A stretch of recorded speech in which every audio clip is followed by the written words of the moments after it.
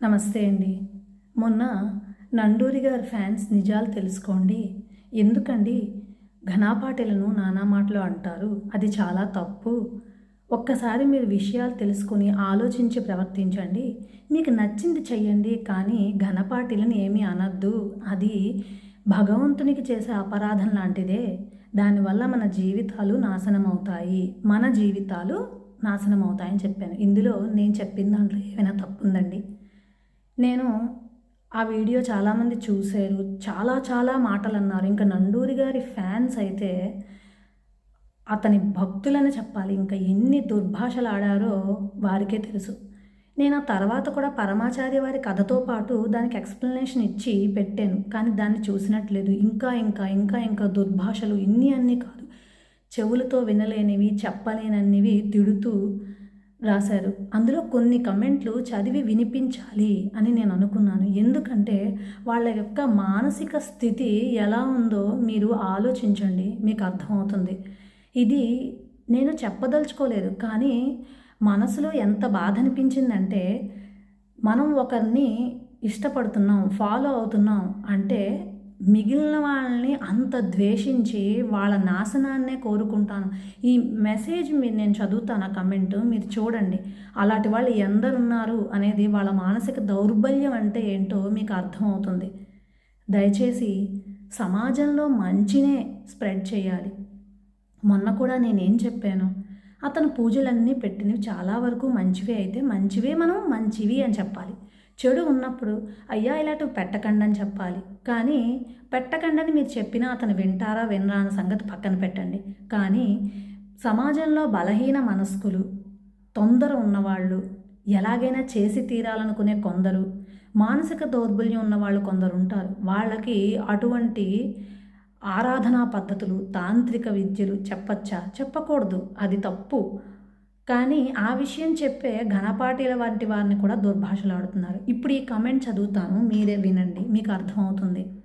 వచ్చిందమ్మా పైనుంచి మహాతల్లి ఎక్కడో, వీళ్ళమ్మ తెలుగే చదవలేదట.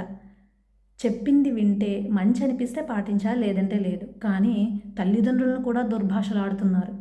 అది వారి స్థాయి. ఇక ఇంకా చదివితే మీరు ఆశ్చర్యపోతారు. డబ్బులు ఇచ్చి పూజలు చేయించుకోవాలట. డబ్బులు ఈవిడ గారు ఇస్తుంది మనకి. డబ్బులు ఇచ్చి పూజలు చేయించుకోవాలంటే మనం ఎన్నో కొంటున్నామండి బయట. వేలకు వేలు పెట్టి పూజారులు వేలు అడుగుతున్నారు అని చాలామంది కమెంట్లు పెట్టారు. మా పంతులు గారికి నేను ఒకప్పుడు 500, తర్వాత 1000, తర్వాత 2000, 3000, 4000 సత్యనారాయణ స్వామి వ్రతానికి ఇచ్చి చేయించుకుంటున్న రోజులు. నేనెప్పుడు అయ్యా ఇవ్వలేని వారైతే మీరు ఇలాగే అడుగుతారా అంటే, అమ్మ వాళ్ళ స్థాయిని బట్టి మేము అడుగుతాము, అందరి దగ్గర అంత అడగలేం కదా అని. ఇవ్వగలిగే స్థాయి ఉన్న మనము ఇవ్వాల్సినట్టు ఇవ్వాలి. ఇవ్వలేని స్థాయి వాళ్ళు అయ్యా ఇవ్వలేమో అనాలి.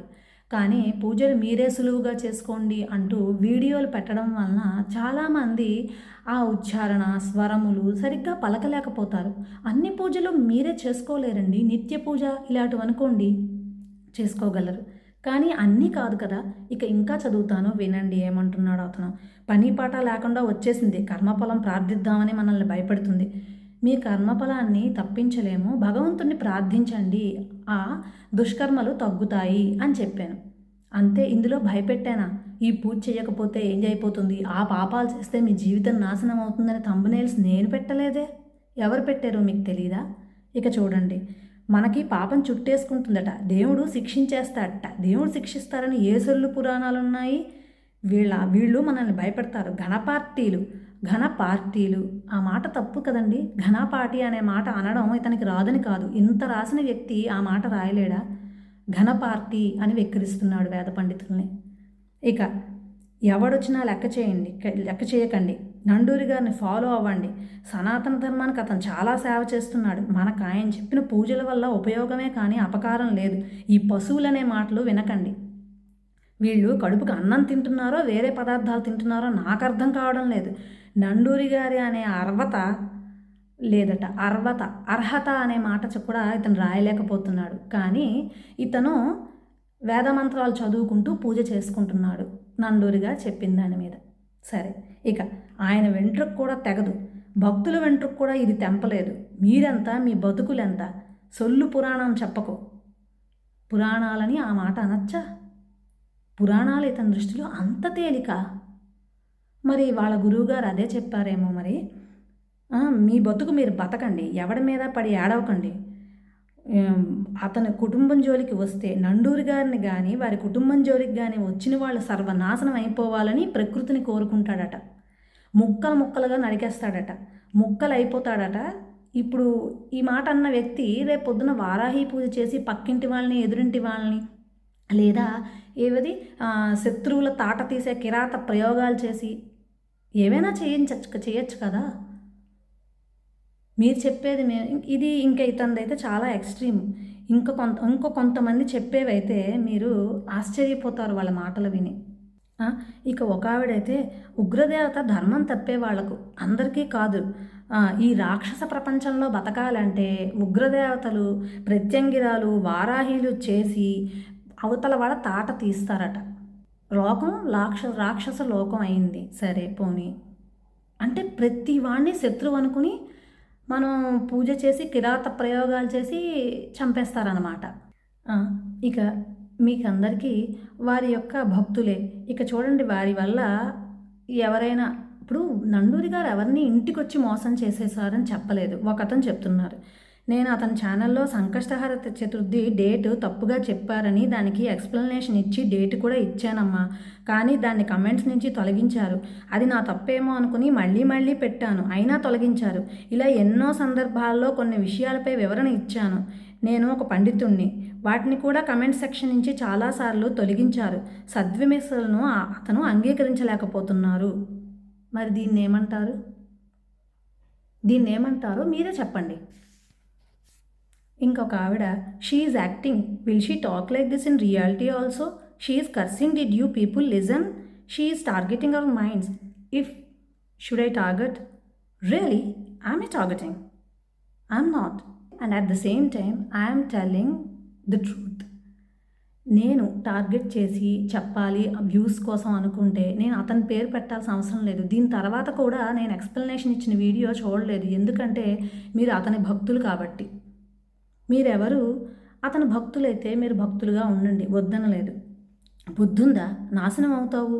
ఇది నండూరి గారి భక్తులు ఇచ్చేది. నాశనం అవుతావు, మేము వారాహి చేసి నీ అంతు చూస్తాం. అమ్మ వారాహి కూడా శక్తి, ఉగ్రశక్తి. ఏదో మంచి వాళ్ళ మీద మీరు ఏదైనా చెయ్యాలి అనుకుంటే తిరిగి రివర్స్లో అమ్మ వాళ్ళ తాటే తీస్తుంది. ఇందుకే నేను మొట్టమొదట చెప్పినప్పుడే ఉగ్రదేవతలు అంటే అర్థం ఏమిటో తెలుసా? మనం నిక్కచ్చిగా 100కి 100 ధర్మాన్ని పట్టుకుని మంచి కోసం పాటుపడుతూ ఉండి అప్పుడు అమ్మని పూజించాలి. అది చాలామందికి చేతనవ్వదు. ఒకరన్నారు, ఉగ్రదేవతలు అంటూ ఎవరూ లేరండి, అందరూ సాత్విక దేవతలే అని. కానీ జంబుకేశ్వరంలో అఖిలాండేశ్వరి మాత చాలా ఉగ్రంగా ఉండి అక్కడ చుట్టుపక్కల ఉండే గ్రామ ప్రజలు ఆమె యొక్క చూపులని తట్టుకోలేకపోయేవారట, నిలబడలేకపోయేవారట. ఒక రకమైన భయం కలిగేదట వాళ్ళకి. అప్పుడు ఆదిశంకరాచార్యులు అమ్మ యొక్క శక్తిని, మనం బలహీనులం, మనం ఆ శక్తిని తట్టుకోలేము, అమ్మ యొక్క శక్తి అఖండమైనది, అది తట్టుకునే శక్తి మనకి లేదు, అందుకు మనం నిష్టగా ఉండాలి. అందుకే ఆ దేవతలను ఆ ఉగ్ర, సాత్విక, తాంత్రిక ఇవన్నీ చెప్తారు. ఎందుకు చెప్తారు? అమ్మే అందరికీ, కాదనలేదు. అందుకే మంగళగౌరీ పూజ, సర్వమంగళాదేవి పూజ, లక్ష్మీ పూజ, గౌరీ పూజ ఇవి చెప్తారు. ఇవి అందరూ చేసుకుంటారు, అందరూ చేసుకోవచ్చు. అతను అలా చెప్పారు కదా. శంకరాచార్యులు వారు అమ్మ యొక్క శక్తిని ఒక శ్రీచక్రంలోకి దాన్ని ఆహ్వానించి ఆ శ్రీచక్రాలను అమ్మవారికి తాటంకములు అంటే ఇయర్ రింగ్స్ లాగా పెట్టి ఆ శక్తిని అందులోకి ఆహ్వానించి అమ్మ యొక్క శక్తిని కాస్త కాదు బాగా తగ్గించారట. అప్పుడు అక్కడ ప్రజలు రోజు వెళ్ళి అమ్మవారికి దండం పెట్టుకోగలిగేవారట. మరి ఉగ్రదేవత అంటూ ఉండదు అనేవారికి మరి ఇది ఏంటి? మిడిమిడి జ్ఞానంతో చెప్పకమ్మా అంటున్నారు. నాకు తెలిసిన జ్ఞానంలోనే నేను చెప్తున్నాను. కానీ మనం సగమే చదివేసి నిజమే అందరికీ అమ్మే సాత్విక దేవత, మరి నువ్వు మిగిలింది చదివేవా? మరి అలా అయితే ఒకతను అడిగారు. ప్రత్యంగిర ఆలయాలు, వారాహి ఆలయాలు ఎన్నున్నాయి అని ఒకతను అడిగారు. అంటే నాకు ఫర్‌గా పెట్టే కమెంట్‌లో. ప్రత్యంగిర, వారాహి ఉన్నాయి. తమిళనాట ఎక్కువగా ఉన్నాయి. కానీ అక్కడ కేవలం పండితులు అంటే మన వేద పండితులు లాంటి వారు అర్చకులు వారు వెళ్ళి పూజలు ఎక్కువ చేస్తారు. కానీ వాళ్ళు చిన్న చిన్న కోవెళ్ళుంటాయి. అంటే మునియమ్మ, మౌనియమ్మ, ముత్తియమ్మ ఇలాంటి వాటికి ఎక్కువ వెళ్ళి చేసుకుంటారు. కానీ ఇవన్నీ తెలుసుకోకుండా సగం తెలుసుకొని సగం తెలుసుకోకుండా మీరు నండూరి భక్తితో ఫాలో అయ్యి వీళ్ళని తిట్టడం, వీళ్ళ భక్తితో ఫాలో అయ్యి నండూరి గారిని తిట్టడం రెండూ తప్పే. నేను చెప్పేది రెండూ తప్పే. అందరం సనాతన ధర్మం కోసం అనుకున్నప్పుడు ఒకరినొకరు తిట్టుకోకండి. కాస్త ఆలోచించండి. అంటే నువ్వు చెప్పేదేంటి మేము ఆలోచించాం. ఈవిడ ఇంట్లో కూడా ఇలాగే మాట్లాడుతుందా? మాట్లాడుతూ. నష్టం ఎవరికి? మనకే కదా! మనం వేద పండితులను నిందించే వాళ్ళమా అంటే ఘన పార్టీలు అని రాశాడు ఒకతను. ఇంకా అంతకు మించి ఏం చెప్పాలి ఆ భక్తులకి? ఇంకా చాలా చాలా తల్లిదండ్రులను తిడుతున్నారు వీళ్ళు భక్తులని. అంటే ఇంకా చాలా నెగెటివ్ మెసేజెస్ ఉన్నాయి. అతని భక్తులు చాలామంది నీకేం తెలుసు నువ్వు చెప్పకు ఇలా అలా అని పెట్టారు. కానీ ఇంత నీచంగా కూడా తిడుతూ నీ మీద వారాహి పూజ చేయించి నీ అంతు చూస్తాము, నిన్ను ముక్కలు ముక్కలు చేస్తాం, సర్వనాశనం చేస్తాం. వాళ్ళకి ఆ అమ్మ లలితా పరమేశ్వరి, ఆ వారాహి దేవత బుద్ధి చెప్పాలి. ఇంకా ఇంతకు మించి నేను ఏ వీడియో చేయదలుచుకోలేదు అతని మీద. ఇది కూడా వ్యూస్ కోసం చేసేది కాదు. ఈ కమెంట్లకి జవాబు చెప్పకపోతే అది కూడా చేత కాలేదు, ఇది కూడా మా నండూరి గారి గొప్పతనం అంటున్నారు. అతను గొప్పవారే అయ్యుండొచ్చు, కాదనలేదు. కానీ తప్పుదోవ పట్టించే వీడియోలు చెయ్యకూడదు. ఎందుకంటే అతను సనాతన ధర్మం అనే ట్యాగ్లో ఉన్నారు కాబట్టి. నేను కూడా అదే ట్యాగ్లో ఉన్నాను. నిన్న హిందూ ధర్మక్షేత్రం వారు కూడా చెప్పారు. వారి అశ్వత్థామ వీడియో మీద మన వద్దిపత్తి పద్మాకర్ గారు ఇచ్చింది అతను ఫోన్ చేసి మరి అయ్యా మీరు ఇలా చెప్పారు, అది నా తప్పు, నేనేదో ఇలా చెప్పాను అని. దానికి అతను అన్నారు, నువ్వు చెప్పావని నాకు తెలియదు నాన్న, ఎవరైనా సరే మనం పాటుపడేది ఒకటే, ఈ మధ్యలో ఉండేవాళ్ళే అతి చేస్తారు, ఈ భక్తులకే ఎక్కువైందని. అతను రెండోది చెప్పారు, నండూరి గారి భక్తులు ఎన్ని మాటలు అంటున్నారో నాకు చాలా బాధ అనిపించింది అని. ఇప్పుడు ఆలోచించండి, అతను బాధపడుతున్నారు కదా, ఎవరి వల్ల? మీ వల్ల కాదా? నమస్కారం.